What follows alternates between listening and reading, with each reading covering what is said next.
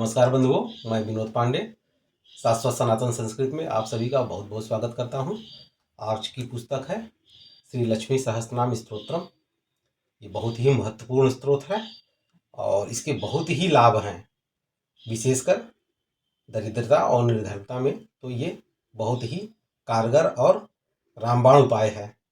तो चलिए इसके लाभों के बारे में और इस पुस्तक के बारे में एक छोटी सी जानकारी प्राप्त कर लेते हैं। श्री हरि बंधुओं, प्रस्तुत पुस्तक श्री लक्ष्मी सहस्त्रनाम स्तोत्रम नामावली सहित संक्षिप्त प्रयोग विधि सहित दिया गया है। पुस्तक की कोड संख्या 1707 है और गीता प्रेस गोरखपुर से प्रकाशित है। पुस्तक गीता प्रेस से प्रकाशित सहस्त्रनाम स्तोत्र जो भी और भी हैं उनके बारे में एक यहाँ पे नाम दिया गया है। और ये सहस्त्रनाम जब मैंने लिया था तो ये 8 रुपये का था, लेकिन अभी वर्तमान में आपको 15 रुपये में ये प्राप्त हो जाएगा। ये 12वां पुनर्मुद्रण था और संवत 2074 में मैंने ये लिया था और उस समय कुल मुद्रण 58,500 था।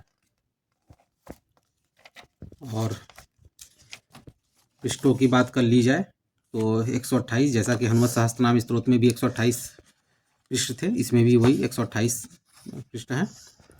यहाँ पे भी संक्षिप्त प्रयोग विधि दी गई है। चलिए देखते हैं प्रयोग विधि में क्या है, थोड़ा सा पढ़ लेते हैं। सर्वप्रथम स्नान आदि से पवित्र हो जाए। जब सहस्त्र नाम स्तोत्र का पाठ करना हो अथवा सहस्त्रार्चन करना हो, श्री लक्ष्मी जी की प्रतिमा को अपने सम्मुख किसी काष्ठ फीट आदि पर यथाविधि स्थापित कर लें। अपने बैठने का आसन भी लगा लें। पूजन आदि की सभी सामग्रियों को यथास्थान रखकर अपने आसन पर पूर्वाभिमुख या उत्तराभिमुख बैठ जाएं। ये पूर्वा दोनों तरफ आप बैठ सकते हैं, लेकिन कुछ मतों में है और कुछ ग्रंथों में मिलता है कि सुबह के समय अगर आप कर रहे हैं भोर में तो पूर्वाभिमुख, और अगर शाम के समय या रात में कर रहे हैं तो उत्तराभिमुख। लेकिन आप दोनों समय आप अपनी सुविधा के अनुसार बैठ सकते हैं। और अगर सुबह पूर्वाभिमुख और शाम को उत्तराभिमुख तो ये भी उत्तम है। दीप जलाकर पूर्वाभिमुख रख दे। दीप में भी होता है कि आप पूर्वाभिमुख रख रहे हैं, जिस भी देवी या देवता का रख रहे हैं तो दाहिने रखे या बाएं रखे, उसका भी एक नियम है। वो मैं एक अलग वीडियो में आपको बना के आपको ये सब चीज़ें दूंगा। फिर यहाँ पे है कि दीप का पूजन कर ले, तिलक लगा ले, उसका मंत्र है। और इस तरह से फिर संक्षिप्त विधि दी गई है। इस विधि के अनुसार आप करें तो ज़्यादा अच्छा है ना। फिर यहाँ से सहस्त्रनाम स्तोत्र, श्री लक्ष्मी सहस्त्रनाम स्तोत्र शुरू हो जाता है। इसका आप यथासंभव पाठ करें और प्रेम पूर्वक भावपूर्वक पाठ करें। श्री सहस्त्रनाम स्तोत्र के बाद देवकृत लक्ष्मी स्तोत्रम है, ये भी एक अलग से दे दिया गया है। इसके बाद श्री लक्ष्मी सहस्त्र नामावली है। जैसा कि मैंने पहले भी बताया है कि जिनको संस्कृत पढ़ने में असुविधा हो वो ये हिंदी नामावली का भी पाठ कर सकते हैं और उतना ही लाभ उठा सकते हैं। लाभ में कोई कमी नहीं है। श्रद्धा भाव होने पे लाभ में कोई कमी नहीं आती है। और जो निर्धनता रूपी दुख से पीड़ित हो, जिनका कार्य व्यवसाय सब चीज़ पहले अच्छा चल रहा था अभी नहीं चल रहा हो, या किसी कारण से धन से संबंधी समस्याओं से वो ग्रसित हों, तो उनको इस पाठ को अवश्य करना चाहिए। और इस पाठ का अगर ज़्यादा से ज़्यादा आप लाभ लेना चाहते हो तो इसके पहले श्री विष्णु सहस्त्रनाम का पाठ कर लें। विष्णु सहस्त्रनाम का पाठ करने के बाद इस पाठ को कर लें तो दोनों पाठ करने में बहुत ज़्यादा समय नहीं लगता है। अगर आप पूरी विधि विधान से करेंगे तो 1.5 से 2 घंटे में पाठ हो जाता है। अच्छे से 1.5 घंटे में बहुत अच्छे से पाठ हो जाता है। तो आप अगर इसका विशेष लाभ उठाना चाहते हो तो ये करें। और एक संकल्प के माध्यम से पहले संकल्प ले लें कि मैं किस काम के लिए ये पाठ कर रहा हूँ, कितने दिनों का करूँगा। अच्छा तो ये रहेगा कि कम से कम 21 दिनों का आप पाठ करें।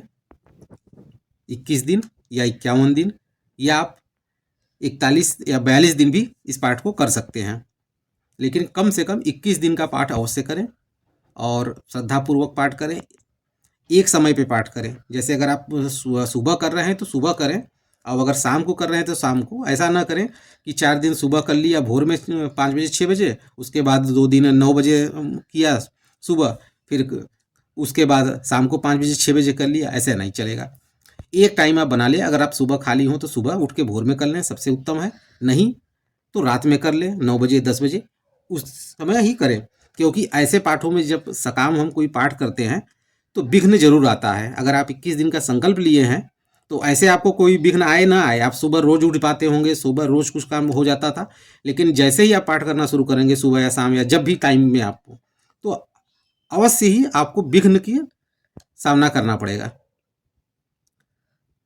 तो कोशिश करें, विघ्न तो आएंगे ही आएंगे, इसीलिए आएंगे कि आप इस पाठ को, क्योंकि जो नकारात्मक शक्तियां होती हैं वो नहीं चाहती हैं कि सकारात्मक शक्तियां वहां पे वास करें, क्योंकि फिर तो उनको वहां से भागना पड़ेगा। इसलिए आप हठपूर्वक अगर संकल्प ले लिए हैं और टाइम ध्यान रखते हुए हठपूर्वक, विघ्न आ रहा है लेकिन उसको आने दीजिए और कोशिश करिए कि पाठ पूरा हो जाए, क्योंकि एक बार विघ्न आ जाने पर और पाठ खंडित हो जाने पे फिर दोबारा जब पाठ करते हैं ना तो उस तरह का वो लाभ नहीं प्राप्त हो पाता है, ऐसा मेरे देखने में आया है। बाकी कुछ और अगर आपको जानना हो तो कृपया कर कमेंट बॉक्स में कमेंट करें, उसका मैं उत्तर देने की पूरी कोशिश करूँगा। इसी के साथ इस चलचित्र को विराम देते हैं, अगले चलचित्र में फिर एक नए पुस्तक के साथ प्रस्तुत होऊंगा। तब तक के लिए आप सभी का बहुत बहुत धन्यवाद।